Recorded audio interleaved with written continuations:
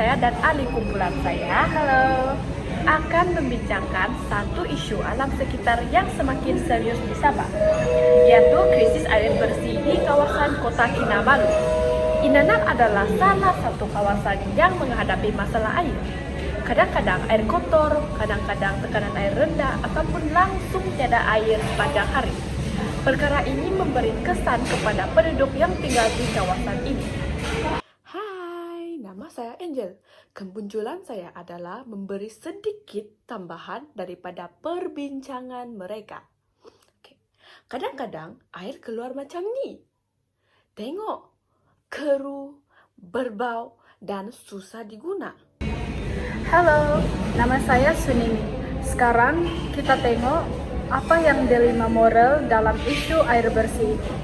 Bayangkan, kerajaan telah melakukan banyak proyek pembangunan di Kota Kinabalu, contohnya bina hotel dan pusat beli belah, macam-macam proyek pembangunan. Tapi, pada masa yang sama, ramai penduduk di Inanam masih tidak dapat bekalan air yang bersih dan yang cukup.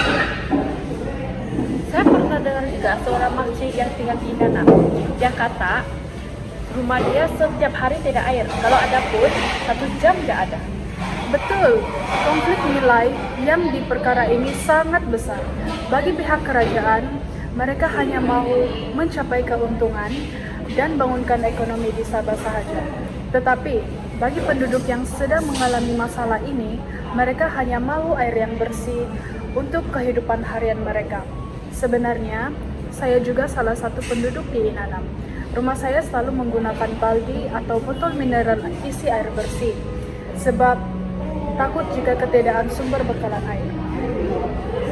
Kalau kita lihat dari sudut teori deontologi, setiap orang mempunyai ketanggung jawab moral yang tidak boleh diabaikan. Kerajaan mempunyai kewajiban moral untuk memastikan semua rakyat mendapat hak asas seperti bekalan air bersih. Bukan semata-mata ingin mendapatkan keuntungan ekonomi melalui pembangunan hotel atau pusat beli belah. Menurut teori ini, niat dan tanggung jawab lebih penting daripada hasil. Jadi, walaupun proyek pembangunan ini membawa keuntungan ekonomi, dia akan mengabaikan tanggung jawab terhadap rakyat dan dianggap tidak bermoral. Saya sangat setuju. Kita lihat pula dari sudut utilitarianisme pula. Teori ini menekankan kebahagiaan paling besar untuk jumlah orang yang paling ramai. Macam tadi kata Angelin, mungkin bagi kerajaan mereka rasa membangunkan pusat beli belah boleh menarik minat pelancong dan memberi manfaat untuk ekonomi. Tapi mereka lupa lebih ramai orang yang sedang mengalami ketiadaan sumber bekalan air ini setiap hari. Jadi ini bukanlah satu keputusan yang baik. Saya berpikir kalau kerajaan fokus untuk membaiki sistem air bersih dan lebih ramai penduduk dapat hidup dengan lebih selesa, maka itulah tindakan yang paling baik dan bermoral sebab ramai orang juga mendapat manfaatnya. Ramai orang ingat krisis air cuma masalah air. Sebenarnya ia berkait rapat dengan perubahan iklim, yaitu fokus utama dalam SDG 13. Sebab bila suhu bumi naik, musim kemarau lebih panjang, sungai dan tasik cepat kering dan air tidak cukup untuk disimpan di empangan. Lepas tu, bila hujan turun pula, hujan jadi terlalu lebat dan bawa lumpur, sampah dan bahan kimia ke dalam sungai. Akhirnya air akan tercemar. Jadi ini semua ada kaitan dengan perubahan iklim. Bukan itu saja, kalau kita mampu bekalan air lebih stabil, kita perlu menjaga alam sekitar untuk kekurangan pencemaran. Hentikan membina bangunan yang akan merosakkan sungai dan kawasan tandahan air. Halo, saya lagi.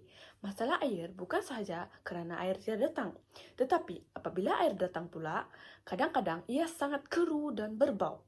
Ini berlaku kerana sistem rawatan air di Kota Kinabalu tidak cukup berkesan untuk menapis pencemaran dari sungai seperti Sungai Moyong, Sungai Kasigwe, yang menjadi sumber utama air.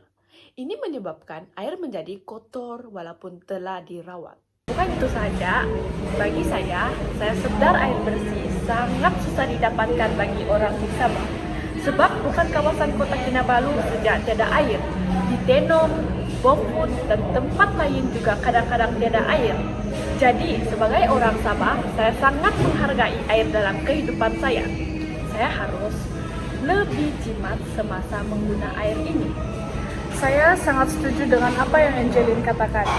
Bagi saya, isu krisis air bersih sangat mempengaruhi nilai dan tindakan seseorang, termasuk saya sebagai individu yang peduli terhadap keberlanjutan dan kesejahteraan sosial.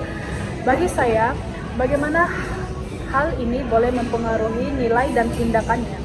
Yang pertama, nilai menghargai air sebagai sumber daya yang sangat vital untuk kehidupan. Tindakan sebagai masyarakat yang bermoral, mengurangi pemborosan air, contohnya dengan menutup pil air ketika tidak digunakan dan memperbaiki jika terdapat kebocoran secepat yang mungkin. Yang terakhir dari kami berharap agar apa yang kami sampaikan dapat memberikan kesadaran kepada masyarakat di luar sana untuk sentiasa peka dan mengambil berat tentang isu krisis air bersih ini.